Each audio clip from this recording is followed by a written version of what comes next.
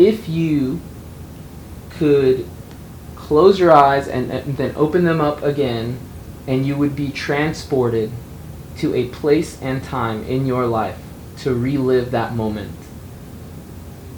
You have that one opportunity to do that. What is that time and place? That is such a scary question because I don't want to go back. I really don't. I made too many mistakes. I'd be so busy trying to correct all of them. I wouldn't have time to enjoy being with the people around me. There are things that I wish I knew, but I have no real desire to go back and relive life because, well, for just a lot of reasons. I don't know why, but it couldn't be the same because of what you know now. But it's nice to have memories. I do want to keep my memories. I hope I keep some of them as long as I live. I hope I can recognize family. I know a lot of older people get to where they don't know their own children. They don't know where they are. And I may be that way tomorrow, who knows? And if I am, I guess I'll just smile and go on as long as I can. Well, thank you so much for doing this. That's all I know. Thank you for doing this. We really appreciate it. That is such a scary question. That one scared me. Well, because you get to thinking about, you go back, and then there might be something that happened at that time that wasn't pleasant, that you've lived through it, right. And you don't want to have to repeat a lot of things. Right. Yeah, I mean, I assume that you might pick a happy time or a time that was funny. Oh, yeah, like holiday get-togethers when the family's together, and Mm-hmm. Christmas and things like that. Mm-hmm. All those things are nice. Mm-hmm. You'd like to relive it in a way, but you want it to be up to date. Right. I like the story that you shared with us about the bike in the back of the truck and the teddy bear inside the truck. Yeah. I felt like I was there when you told us that story. I can still see that little brown bear, and he had a little red coat and blue pants. Oh, cute little teddy bear. But when you have so few toys, so few things, you appreciate what you have. Mm-hmm. Now, I hope you're not recording this. It's not still going, is it? It is still going. You want us to stop it? Well, I'll be careful what I say. Children today have so many things that they don't really appreciate any one thing that much. When I was little and went to school, we didn't have a lot of toys, but we girls loved to play jacks. Do you know what jacks are? We played jacks every time we had a chance. We played hopscotch and jumped the rope.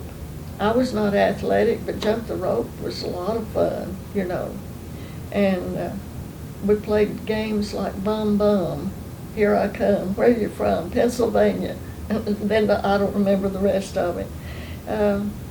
Just enjoyed playing together and being together. It wasn't competitive, a little bit.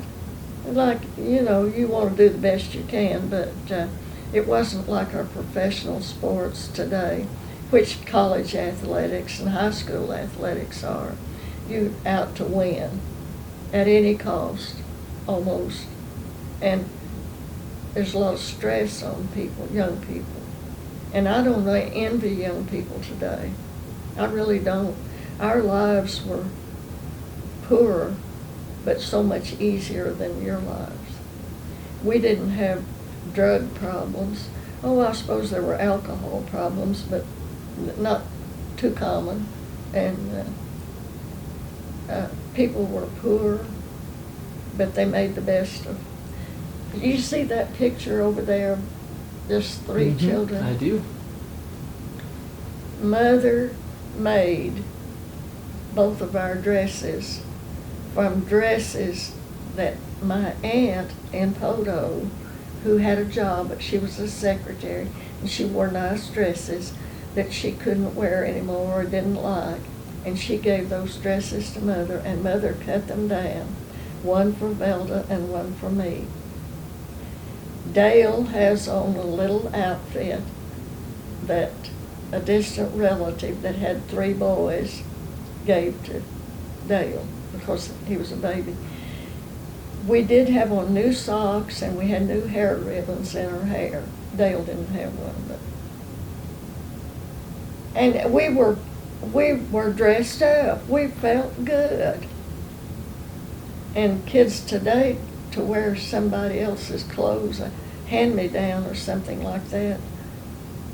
Now, I don't mean we wore things like that all the time. Mother made things for us.